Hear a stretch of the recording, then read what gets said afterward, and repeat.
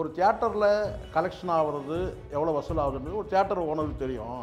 ஆனால் தயாரிப்பாளருக்கு லாபமா நஷ்டமா அவருக்கு வசூல் எவ்வளோ வந்தது, ஓவரால் வசூல் எவ்வளோ வந்ததுன்றது அந்த பட தயாரிப்பாளருக்கு தான் தெரியும். நஷ்டமா லாபமா எவ்வளோ செலவு பண்ணியிருக்கிறாரு அந்த படத்துக்காக. நீங்கள் ரெட்ரோன்னு கேட்டதுனாலே சூர்யா ஜோதிகா தான் அவங்க தயாரிப்பு பண்ணும்போது ஓன் ப்ரொடக்ஷனாக எவ்வளோ அவருக்கு லாபம் வந்ததுன்றது அவங்களுக்கு தான் தெரியும்.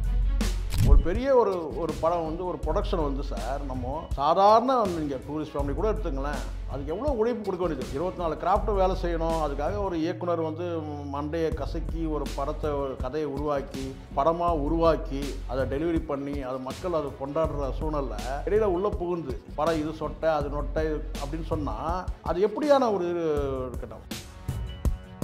சாதாரண மக்கள் ரிவ்யூ கொடுக்குறது வேறு சார். இப்போ நீங்கள் படம் பார்க்குறீங்க, பக்கத்தில் சொல்லுவீங்க படம் நல்லா இருந்துங்கன்னு சொல்லிட்டு, அப்படி ஓடின படம் தான் உங்களுக்கு டூரிஸ்ட் ஃபேமிலி. யாரும் ரிவ்யூ கொடுத்துலாம் கிடையாது. மக்கள் என்ன பேசுகிறாங்கன்றதை பார்த்துட்டு அதுக்கப்புறம் இங்கே எந்த இடத்துலையும் சூர்யா என்ன சொன்ன கேட்டால் உழைப்பை குறைச்சே மதிப்பிட முடியாது. அவர் சொந்த படம்ன்றதுனால தான் அப்படி நடிச்சார் அப்படிலாம் கிடையாது. கடுமையான உழைப்பு போட்டிருக்கிறாரு. அதுக்கான வசூல் வந்துருந்தார். உண்மையாக நஷ்டமாக லாபமான்றது அவருக்கு தான் தெரியும். இங்கே நடுவில் உள்ள போகுதுன்னு கேட்டால் இந்த படத்தோட அந்த படம் போயிடுச்சு, அந்த படத்தோட இந்த படம் போயிடுச்சு கிடையாது. இது வெவ்வேறு பாதையில் இருக்குது. ரெண்டு படமும் இது பெரிய ஸ்டார்கள் நடித்த படம், இது சின்ன சின்ன ஸ்டார்கள் நடித்த படம். இதோட கதை வேறு, அதோடைய கதை வேறு. வசூலில் அதோட இது ஆயிடுச்சு அதாயிடுச்சு அதெல்லாம் கிடையாது. இப்போ சமீபத்தில் சொல்கிறாங்களே, இப்போ இந்த 300 கோடி 400 கோடி போடுற இந்த நம்பருக்கெல்லாம் ஹீரோ சாட்டிஸ்ஃபை பண்ணுற விஷயம் அப்படிங்கிறாங்க. ஆமாம் சார், இது முழுக்க இது எங்கேருந்து ஆரம்பிச்சதுன்னு கேட்டிங்கன்னா முழுக்க விஜய் கிட்டேருந்து தான் இது ஆரம்பிச்சது. விஜய் ரஜினி இவங்க கிட்டேருந்து தான் ஆரம்பிச்சு. இவங்களை பெரிய ஹீரோவாக காட்டுறதுக்காக என்ன கேட்டினா இவ்வளோ வசூல் படம் ரிலீஸ் ஆகும்போதே சொல்லுவான், இங்கே 150 கோடி, அங்கே 140 கோடி, 170 கோடின்னு சொல்லிட்டு.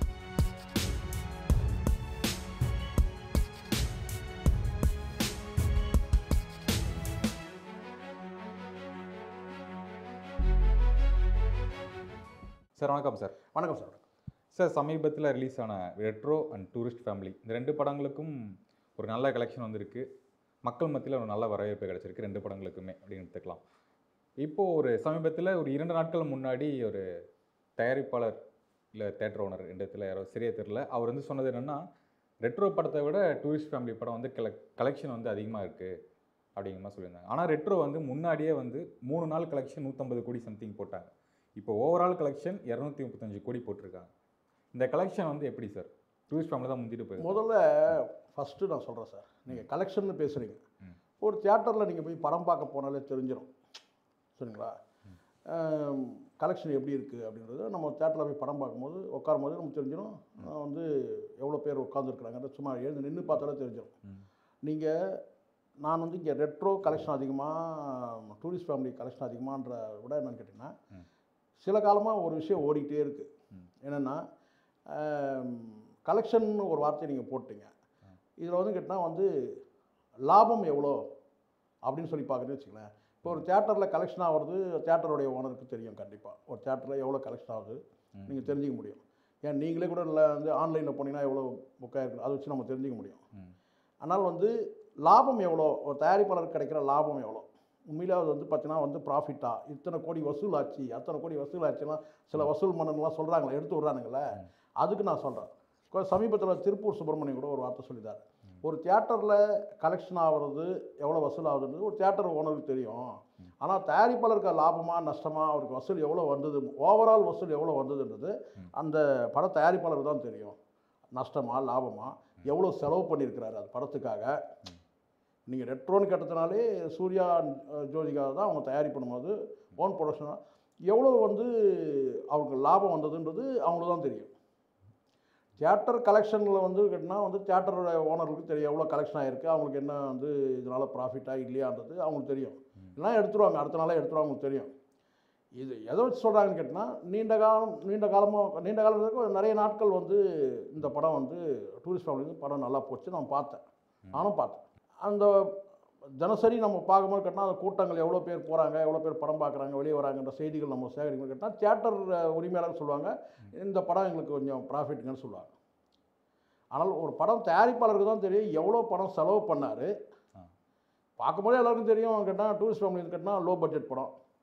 இந்த படத்தில் பட்ஜெட் அதிகம். ஏன்னா நடிக்கிற நடிகர்கள் மட்டுமே இல்லை, அது தயாரிப்பான செலவினங்கள் இதெல்லாம் பொறுத்து ரெண்டு படங்களையும் நம்ம பார்க்கும்போது இதுக்கு தயாரிப்பு செலவு குறைவு, இதுக்கு தயாரிப்பு செலவு அதிகம். ஆனால் லாபம் எவ்வளோன்னு கேட்டிங்கன்னா டூரிஸ்ட் ஃபேமிலிக்கு இருக்கலாம். ஆனால் இந்த படம் ரெட்ரோ படத்துக்கு எவ்வளோ அவர் செலவு பண்ணார், எவ்வளோ வசூலாச்சு, எவ்வளோ லாபம் வந்ததுன்றது கேட்டால் அந்த தயாரிப்பு நிறுவனம் தான் தெரியும்.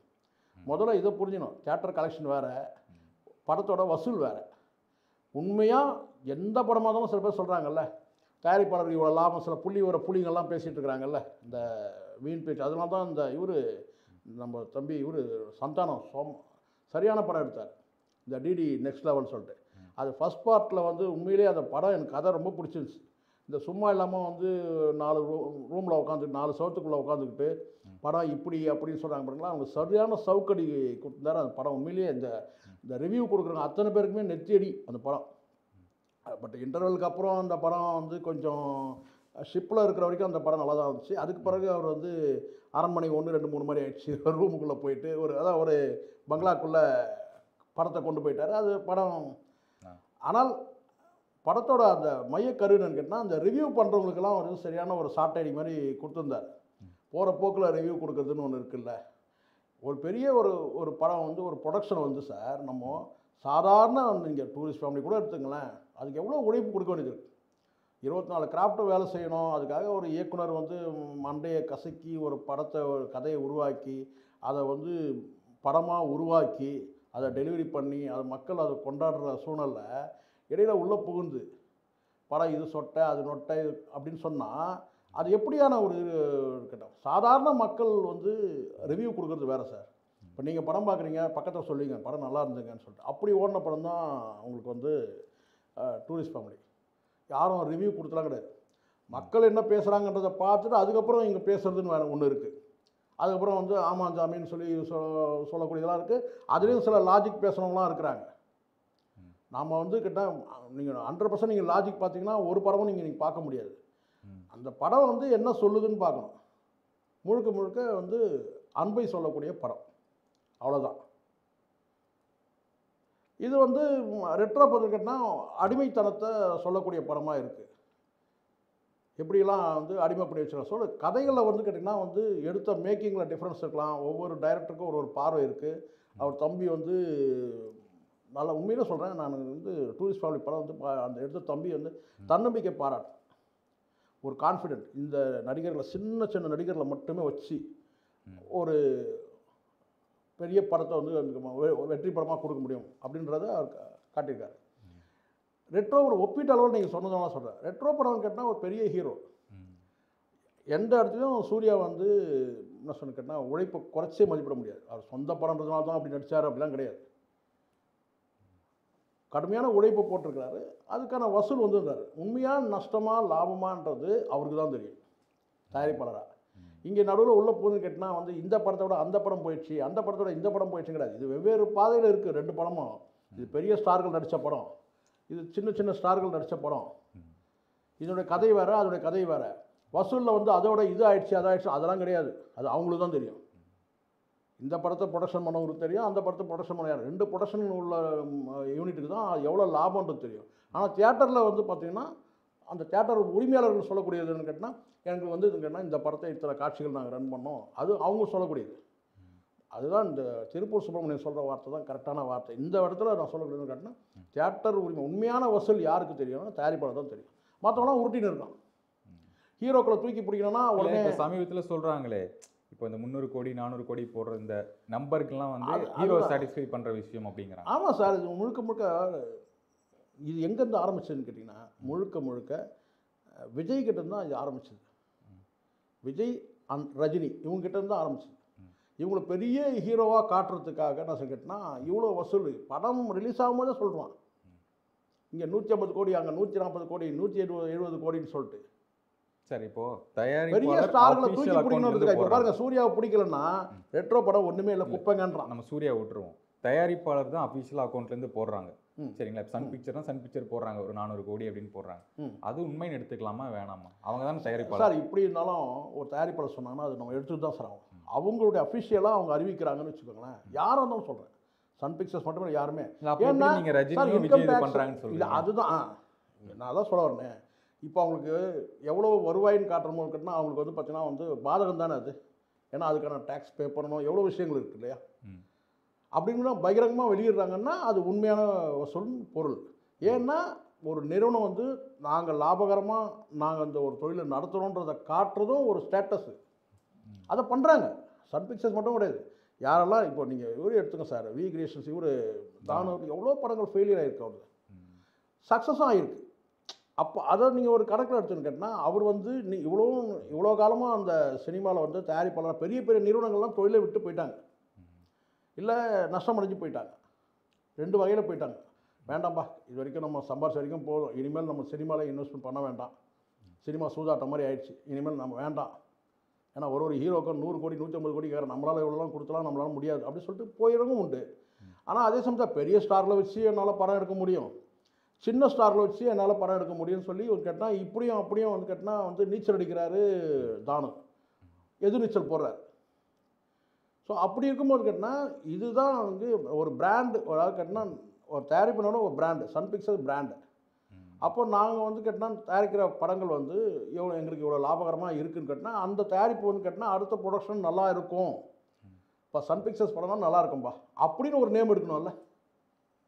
ஸோ அப்படி தான் வந்து வி கிரியேஷன்ஸ்னால் வந்து படம் அவர் தயாரிச்சார்னா நல்ல இயக்குனர் இருப்பார், நல்ல கதையை இருப்பார், அப்படி ஒரு நம்பிக்கை. இப்படி தான் அவங்க சினிமாவில் வந்து பயணிக்கிறாங்க. நீங்கள் சொல்கிற மாதிரி ஒரு குறிப்பிட்ட ஒரு நடிகரை தூக்கி நிறுத்தத்துக்காக அவர் நடித்த படம் வந்து இவ்வளோ வசூலாயிடுச்சு, அவ்வளோ வசூலாயிடுச்சு, இவ்வளோ சம்பளம் வாங்குறா, அவ்வளோ உங்களுக்கு எப்படி தெரியும்? நான் கேட்குறேன், விஜயோட சம்பளம் உண்மையான சம்பளம் எவ்வளோ தெரியும்? யாருக்கு தெரியும்? நீங்கள் டேக்ஸ் கட்டுறது வேறு சார், அவர் தான் 2வது பெரிய டேக்ஸ் கட்டுறவராக கூட இருந்துக்கிட்டோம். நம்ம டேக்ஸ் இது ஓவரால் இன்கம், அவர் மற்ற ப்ராப்பர்ட்டி இதெல்லாம் வச்சு தான் அந்த டேக்ஸ், அவர் மேலே எவ்வளோ சொத்துக்கள் எவ்வளோ வருவாய் இருக்குதோ அதுக்கு தான் டேக்ஸ் கட்டுறது. நம்ம அது கிடையாது. நான் சொல்கிறது ஒரு படத்தோட சம்பளம் அவர் அறிவிச்சிருக்காரா, எனக்கு இவ்வளோ தான் சம்பளம் சொல்லிட்டு ரஜினி சொல்லியிருக்காரா? அப்போ இவங்க எப்படி சொல்கிறாங்கன்னா 200 கோடி யார் வந்து கேட்க போகிறாங்க? விஜய் வந்து 300 கோடி சம்பளம் வாங்குறாருங்க. அப்படியே அப்பா 300 கோடி சம்பளம் வாங்குறாங்க ஒரு படத்துக்கு, அப்படிலாம் சொன்னால் தான் அரசியல் வரும்போது என் கெரியரின் உச்சத்தை விட்டு விட்டு அப்படின்னு சொல்ல முடியுது. யாரை ரஜினி யாரும் சொல்கிறேன், அவர் ரஜினி வரைக்கும் சொல்லியிருக்காரு சார் நான் இவ்வளோ சம்பளம் வாங்குறேன்ட்டு. யாருமே எந்த ஆக்டர்ஸுமே சொன்னது. அப்போது இவங்க என்ன சொன்ன சம்பளத்தின் அடிப்படையில் இப்போது உங்களுக்கு ஒரு சின்ன ஒரு வரலாறு சொல்கிறேன், ஒரே ஒரு செகண்ட். பைரவி படம் வருது, பிளாக் அண்ட் ஒயிட் படம். அந்த படம் வந்து ரிலீஸ் ஆகுது, பிச்சுக்கிட்டு போகுது ஒரு தியேட்டர்லேயும். அவன் கேட்டினா வந்து அதுவும் விமன் ஆடியன்ஸ் பயங்கரமாக வருது தியேட்டரில். ரஜினிக்கு வந்து உண்மையிலேயே பெண்கள் ஆதரவுனா அந்த படத்தை தான் சொல்ல முடியும். அந்த அளவுக்கு ஒன்று அண்ணன் தங்கச்சி சென்டிமெண்ட்டு. இப்போ ஸ்ரீபிரியாவும் பிளாக் அண்ட் ஒயிட் படம், வில்லனா வந்து ஸ்ரீகாந்த் நடிப்பார். அப்போ தான் வந்து ஒரு விநியோகஸ்தராக தான் இவர் வந்து சினிமாவில் இருக்கிறாரு கலைப்புலி தானு. அவர் அப்போ தான் சூப்பர் ஸ்டார்ன்ற பட்டமே கொடுக்குறாரு. அப்போது வந்து கேட்டதுக்கு பதில் சொன்னது கேட்டால் கலைப்புலி தானு அன்றைக்கி வந்து விநியோகஸ்தர், சாதாரண விநியோகஸ்தர். அப்போ சொன்ன கேட்டால் கலெக்ஷன் வந்து அந்த படத்தில் வந்து பெரிய அளவு கலெக்ஷன் வந்ததுனால சூப்பர் ஸ்டார்னு ஒரு பட்டம் கொடுத்தாரு. இன்றைக்கி வரைக்கும் அது மெயின்டைன் ஆகுது, கலெக்ஷனை வச்சு பெரிய ஸ்டார் அப்படின்ற மாதிரி. இப்போ என்ன சொன்ன கேட்டால் அந்த சூப்பர் ஸ்டார் பட்டம் எப்படின்னு கேட்டால் கலெக்ஷன் அதிகமாகிடுச்சு. அப்போ ரஜினி படத்தோட விஜய் படம் கலெக்ஷன் அதிகமாகிடுச்சுன்னு சொல்லி காட்டணும், காட்டியாச்சுன்னா அந்த பட்டம் அப்படி வந்து இடம் மாறிடும். அது கிடையாது, காலப்போக்கில் அது வந்து அடையாளமாக ஆயிடுச்சு. அது சூப்பர் ஸ்டார்னாலே அது ரஜினி தான்ன்ற மாதிரி அடையாளமாகிடுச்சு. இவங்க என்ன கலெக்ஷன் அதிகமாக காட்டினா அந்த பட்டம் அப்படியே ஜம்ப் ஆயிரும் அப்படின்னு சொல்லிட்டு சில பேர் வந்து பிராண்டாக க்ரியேட் பண்ணவங்க, விஜய் பிராண்டாக க்ரியேட் பண்ணவங்களாம் சேர்ந்து பண்ணது தான் இது. உதாரணத்துக்கு தான் நான் சொல்கிறது. இங்கே கலெக்ஷன்லாம் ஒரு பெரிய விஷயம் இல்லை சார். நீங்கள் கலெக்ஷன் நிறைய கேப் இருக்குது. ரஜினி படமே வந்து ஒரு வருஷத்துக்கு வந்து 17 படம்லாம் கொடுத்தாரு. 77 75 ஒரு வருஷத்துக்கு 17 படம் கொடுத்தாரு. இன்றைக்கி ஒரு 17 படம் நடிக்க முடியுமா? இன்றைக்கி வருஷத்துக்கு ஒரு படம் 2 படம் தான் கொடுக்குறாங்க. அதில் எத்தனை படம் வந்து 17 படத்தில் ஒரு 4 படம் ஹிட் ஆகிருக்கும், அத்தனை படம் கொஞ்சம் வந்து ஆவரேஜ் போயிருக்கும், சிலது ஃபெயிலியர் கூட ஆகிருக்கும். ஆனால் அந்தந்த காலகட்டத்தில் மாறி இருக்கு. இன்றைக்கி வந்து பெரிய ஸ்டார்னால் ஒரு படம் 2 படம் தான் நடிக்கிறாங்க. ஒரு வருஷம் ஃபுல்லாக நடிக்கிறது அவ்வளோதான், ஒரு படம் 2 படம் தான் நடிக்கிறாங்க. அது அஜித்தா கூட இருக்கட்டும். அதனால் சம்பளத்தை வச்சுக்கிட்டால் சம்பளம்ன்றது அவங்களே வெளியில் சொல்லாத போது இந்த அடிவருடிகள், அவங்க துதிப்பாடிகள், அவங்க பிராண்டாக க்ரியேட் பண்ணுறோன்னு சரின்னு கேட்டால் அவங்க வந்து 200 கோடி சம்பளம் வாங்குறாரு, 300 கோடி சம்பளம் எடுத்து விட்றாங்க, அவ்வளோதான். Okay sir. இந்த கலெக்ஷனை பற்றி நான் சொல்கிறேன் சார். இப்போது சொல்கிறேன் அதே தான். என்னென்னு கேட்டால் தயாரிப்பாளர்கள் சொல்லணும். அவங்க சொன்னாங்க, இப்போ சூர்யா சொல்கிறாரு, அது கண்டிப்பாக அதை ஏற்றுன்னு தான் ஆகணும். அவர் தயாரிப்பாளர் சொன்னார்னா இவ்வளோ கலெக்ஷன் ஆகிருக்குன்னு சொன்னார்னா அதை நம்ம ஏற்றுன்னு தான் ஆகணும். அதே நான் ஏற்றுக்க மாட்டேன்னா அப்போ எப்படி தான் இப்போ நாமளாக வந்து பார்த்தீங்கன்னா, ஏன்னா படம் தயாரிக்கும் போது அவங்களுக்கு தெரியும் இது நஷ்டமா லாபம்னு. இப்போ 270 கோடி நீங்கள் சொல்கிறீங்கன்னா அவர் எவ்வளோ பட்ஜெட் பண்ணாருன்னு நமக்கு தெரியாது இல்லை. அது லாபமா நஷ்டமானு தெரியாது. ஆனால் வசூல் இவ்வளோ ஆயிருக்குன்னு சொன்னார்னா அதை நம்ம நம்பி தானே ஆகணும். நஷ்டமா லாபமானு அவருக்கு தானே தெரியும். அவர் எவ்வளோ செலவு பண்ணார் தெரியாது இல்லை. இது பட்ஜெட் சொல்லலாம், நான் 100 கோடி பட்ஜெட்டுன்னு சொல்லிட்டு அவருடைய சம்பளங்கள் கழிக்கணும். அவருடைய சொந்த ப்ரொடக்ஷன்றதுனால அவருக்கு எவ்வளோ சம்பளம், அது கழிச்சாரா எவ்வளோ எத்தனை நடிகருக்கு என்ன நடிகருக்கு எவ்வளோ சம்பளம் கொடுத்தாரு, தயாரிப்புக்கு எவ்வளோ செலவாச்சு, எவ்வளோ போக்குவரத்து செலவு, எவ்வளோ நிறைய செலவினங்கள் இருக்குல்ல. ஸோ 24 கிராஃப்ட்டுக்கு எவ்வளோ செலவு பண்ணாங்க அவங்களுக்கு தானே சார் தெரியும். அதனால் கலெக்ஷன் இவ்வளோன்னு சொன்னா அதை நம்ம நம்பி தான் ஆகணும். எந்த தயாரிப்பு சன் பிக்சர்ஸ் ஆகட்டும் யாரும் கேட்டால் அவங்க சொல்கிறத நம்ம நம்ப முடியும் தவிர சும்மா 4 ரூமில் உட்காந்துக்கிட்டு சொல்கிறதுனாக்கா அவங்கள கொண்டு போய் சந்தானத்துக்கிட்ட ஒப்படைக்கணும். டிடி நெக்ஸ்ட் லெவலில் கொண்டு போனார் பாருங்க, அந்த மாதிரி உள்ளே தான் கொண்டு போய் தள்ளணும். ஓகே சார், உங்கள் நேர்காணலுக்கு மிக்க நன்றி. நன்றி சார்.